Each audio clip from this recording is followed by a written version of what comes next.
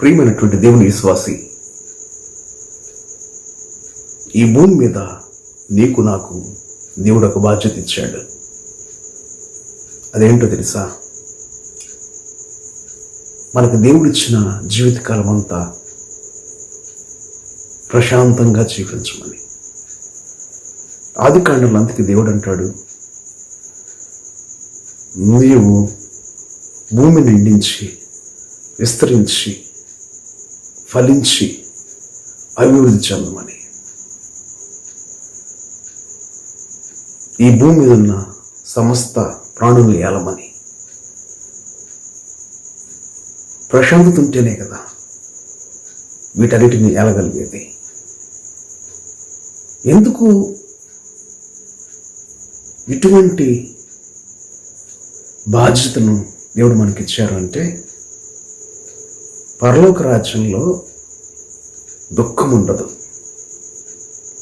ఏడుపు ఉండదు, కష్టాలుండవు, కన్నీళ్ళుండవు. ప్రశాంతత రాజ్యం వెళ్తూ ఉంటుంది, సమాధానం నది వలె ప్రవహిస్తూ ఉంటుంది. మరి అటువంటి శాశ్వత రాజ్యంలోకి నేను ప్రవేశించాలంటే ఈ భూమి మీద ప్రశాంతంగా బ్రతకటం నేర్చుకుంటేనే కదా. కొంతసేపు కనపడి అంతలోని మాయమైపోయేటువంటి ఆవిర్లాంటి ఈ చిన్నపాటి జీవితంలో పరలోక రాజ్యంలో జీవించడానికి ట్రైనింగ్ తీసుకోవాలి మనం. అనగా సమయాన్ని పోనీయకుండా సద్వినియోగం చేసుకోవాలి. అన్నీ బాగుంటే ప్రశాంతంగా ఉంటానంటే ఎట్లా కుదురుతుంది? అది ఎవరైనా చేయగలరు.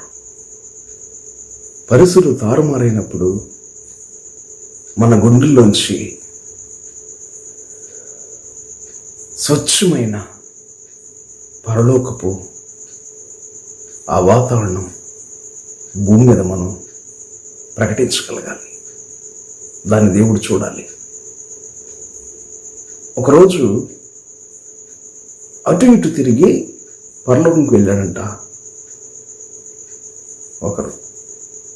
దేవుడు అంటున్నాడు, ఎక్కడికి వెళ్ళొచ్చావు? అటు ఇటు సంచారం చేసి వచ్చాను ఆ భూమి మీద అంటే, నా సేవకుడు యోగు గురించి నువ్వు చూసావా అని ఒక ప్రశ్న వేశారు. ఏముంది, అంచెలంచెలుగా దీవించుకుంటూ వచ్చావు, అందుకే ప్రశాంతంగా ఉన్నాడు. నువ్వంటే వల్లమాని అభిమానం, గుండెలంటే శ్వాసలో నిశ్వాసలో ఊపిరిలో నువ్వే తన జీవితంలో ప్రాణమైపోయావు. ప్రాణం కంటే మిన్నగా నేను ప్రేమిస్తున్నాడు.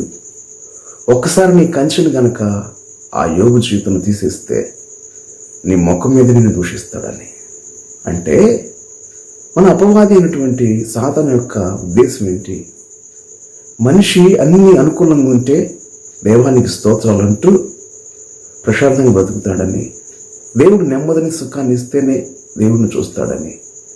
కొన్ని కష్టాలు తన జీవితంలో ఎదుర్కొంటే అనూహ్యమైనటువంటి అనుభవాలు, చేదు అనుభవాలు చవి చూసినప్పుడు మనిషి యొక్క ప్రవర్తన తారుమారై ప్రశాంతతను కోల్పోతే వెంటనే దేవుని దూషిస్తాడని వాడి యొక్క ఉద్దేశం. మనిషి యొక్క సైకాలజీ ఇది అని వాడు అనుకుంటున్నాడు. ఎవరు? అపవాదని సాతాను. అందుకే పరిశుద్ధ గ్రంథం మన బైబిల్ సెలవిస్తుంది, అపవాది తనకు సమయం కొంచెం నెరిగి గర్జన సింహంలా ఎవరిని మింగుదామని తిరుగుతున్నాడంట ఈ భూమి మీద.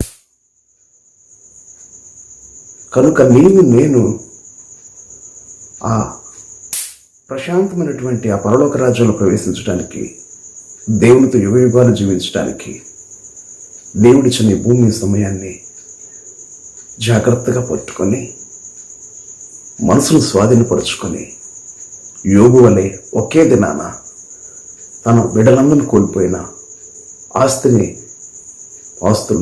అన్నిటినీ నష్టపోయిన యెహోవా ఇచ్చాడు, యెహోవా తీసుకున్నాడు, ఆయన నామానికి మహిమ కలుగునుగాక అని చెప్పమంటున్నాడు. ఇది ఎలా సాధ్యం? మన మనసుని ఒక స్పిరిచువల్ ఎక్సర్సైజ్లోకి నడిపించగలగాలి. శరీరాన్ని చక్కగా ఒక మంచి ఆకృతిలో ఉండటానికి ఉంచడానికి ఎక్సర్సైజ్ ఎలా చేస్తూ ఉంటారో, మనసు ప్రశాంతంగా ఉండాలి అంటే స్పిరిచువల్ ఎక్సర్సైజ్ చేస్తూ ఉండాలి. మనం కొన్ని నియమాలు, కొన్ని వాస్తవాలను ఆధారం చేసుకొని మన జీవితాన్ని నిర్మించుకోవాలి. వాటి మీద మన జీవితాన్ని కట్టుకోవాలి. వాక్యం సెలవిస్తున్న సత్యం ఏంటంటే, ఈ భూమి మీదకి ఏం తీసుకొని రాలేదు, ఏం తీసుకొని వెళ్ళాం.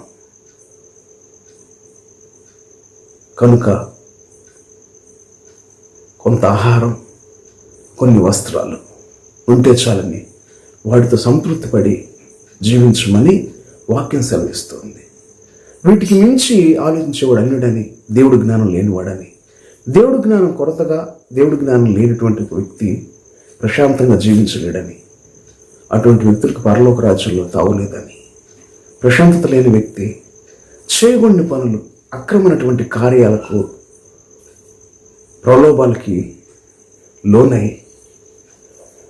సమాజానికి చెడుపురుగులాగా ప్రకృతిని మనకు చుచ్చుపెట్టి జీవిస్తూ ఉంటాడు. Wrong model.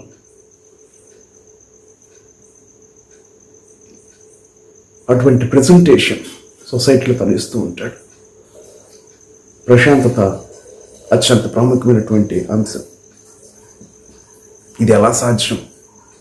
చెప్పానుగా, లోకంలోకి ఏం తీసుకున్నా లేదు, ఏం తీసుకొని వెళ్ళాం. కొంత తిండి ఉంటే చాలు, కొన్ని బట్టలు ఉంటే చాలు అని సంతృప్తి పరచుకోవటం, అలానే ట్రైనింగ్ మనసుకి ఇవ్వాలి. ఈ రెండు విషయాల మీద నుంచి మనసు పక్కకి వెళ్తున్నప్పుడు వెంటనే మళ్ళా దాన్ని స్వాధీనపరుచుకొని, విలువైన వస్తువు చేతుల్లో జారిపోతే మళ్ళా తిరిగి జాగ్రత్త పట్టుకున్నట్టుగా, కింద పడిన దాన్ని మళ్ళీ తీసుకున్నట్టుగా, చేతుల్లోంచి ఒకవేళ పరిస్థితులు చేజారిపోకముందే మనసు ఈ తిండి వస్త్రాలకు మించి ఇంకేదన్నా కోరికల మీదకి వెళ్ళకముందే దాన్ని తిరిగి స్వాధీనపరుచుకుని దేవుడికి అప్పచెప్పాలి. అప్పుడు ప్రశాంతంగా ఉంటాం మనం. ఈ ట్రైనింగ్లో సక్సెస్ అయితే పరలోక రాజ్యంలో ప్రవేశించడం చాలా సులభం. అందుకే ప్రతి క్షణం దేవుడి మీద మనం ఆధారపడాలి. ఆ శక్తిని ఇవ్వని. ఒక భక్తుడు అంటున్నాడు, అయ్యా ఎక్కువ వద్దు, నాకు ఇస్తే ఐశ్వర్యం చూసుకొని నేను మర్చిపోతా, అసలు దేవుడు ఎవరు అని ప్రశ్న వేస్తా. తక్కువ ఇచ్చామనుకో, ఏ పూట కాపూట గడవాలని దొంగతనం చేయాల్సి వస్తేమో. ఎక్కువ వద్దు, తక్కువ వద్దు, తగినంత నాకు దయచేయమని. అలాంటి సంతృప్తికరమైన జీవితం మనం జీవించాలి. అపోస్తలుడైన పౌలు గారు ఇటువంటి ట్రైనింగ్ తను తీసుకోగలిగాడు. అందుకే మనసంతా దేవుని యొక్క ప్రేమ సామ్రాజ్యాన్ని విస్తరించడానికే కేంద్రీకరించి శాయశక్తుల తుది శ్వాస వరకు మంచి పోరాడగలిగాడు.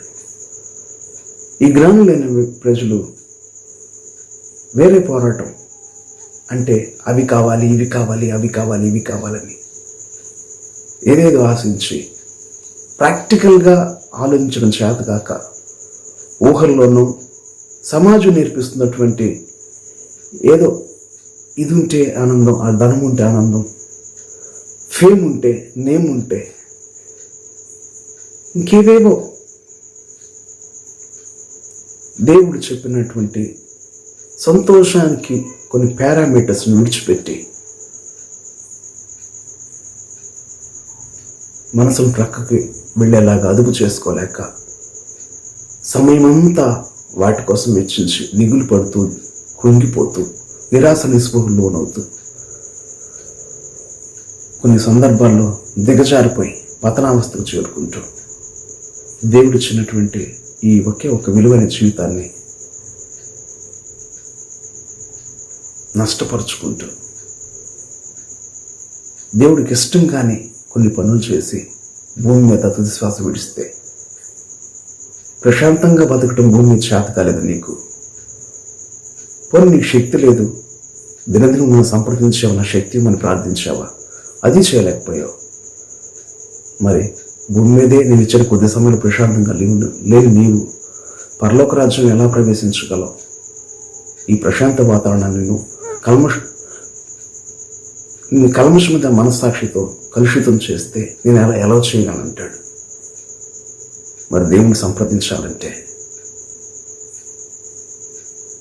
సంకుచితమైన సమయంలో నీ కొరకు నా కొరకు ఆ కలువరి శిలువలో యవన కలపు దేహాన్ని మాంసం ముద్దలుగా నాగడ చాలవల్ల దున్నబట్టానికి అప్పచెప్పినటువంటి ఆ యేసయ్య వైపు చూస్తూ దేవుని చిత్తానికి వ్యతిరేకంగా జరిగించిన ప్రతి కార్యకలాపాన్ని ఆయన సన్నిధిలో లోతైన పశ్చాత్తాపంతో పరిశుద్ధాత్మ సహాయంతో ఒప్పుకొని ఒక విశ్వాసిగా హృదయంలో దేవుని విశ్వసించి నోటితో ఒప్పుకొని ప్రభువుగా ప్రతిష్ఠించుకొని ఆయన ప్రేమ సామ్రాజ్యాన్ని భూమి మీద అనుభవిస్తూ ఆ ప్రేమ ఇతరులకు పంచుతూ పరలోక రాజ్యంలోకి ఈ తుది శ్వాస విడిచిన వెంటనే ప్రవేశించడానికి మీరు సమయాన్ని నిర్మించుకో. అట్టి కృప దేవుడు దయచేయను గాక. ఆమేన్.